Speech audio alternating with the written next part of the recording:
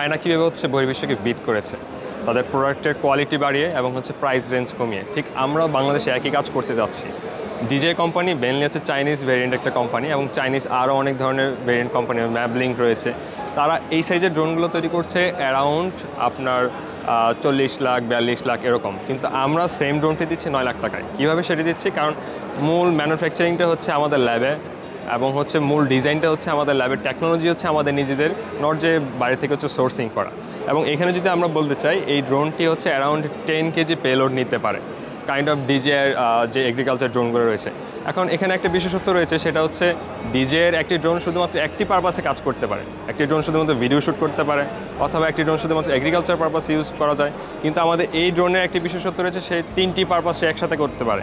সে যদি চায় সে সার্ভেলেন্স করতে পারবে, জাস্ট মডিউল চেঞ্জ করে যদি আমরা এগ্রিকালচার পারপাসে ইউজ করতে চাই, এগ্রিকালচার পারপাসে ইউজ করা যাবে, এবং সেই সাথে হচ্ছে সে ফায়ার ফাইটার ড্রোন হিসেবে কাজ করতে পারবে। এটা হচ্ছে সবচেয়ে বড় একটি বিগ পয়েন্ট।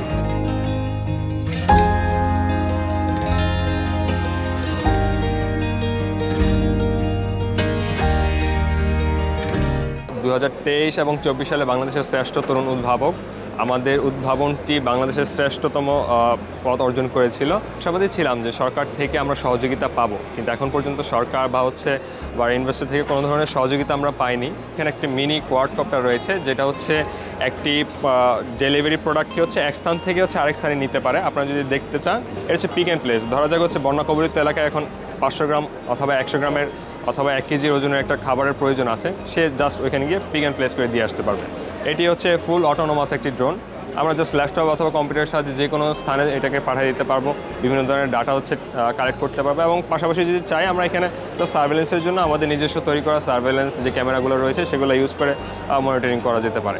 আমাদের এখানে দুজন বহির্বিশ্বের ইনভেস্টর এসেছিলেন, তারা এখানে দেখে খুব আগ্রহ প্রকাশ করেছেন যে বাংলাদেশেও নিজস্ব প্রযুক্তিতে ড্রোন তৈরি করতে চাচ্ছেন। তো ওরা হচ্ছে আমাদের সঙ্গে কাইন্ড অফ কমিউনিকেশন করছেন, কিন্তু বাংলাদেশ সরকারে হচ্ছে ড্রোন নিয়ে কোনো ধরনের হচ্ছে রুলস অ্যান্ড রেগুলেশন বা কোনো ধরনের নীতিমালা নেই, যার কারণে তারা হচ্ছে এই বিষয়টা নিয়ে বেশ খানিকটা হচ্ছে দ্বিধাদ্বন্দ্বে আছে, আগাতে পারছে না।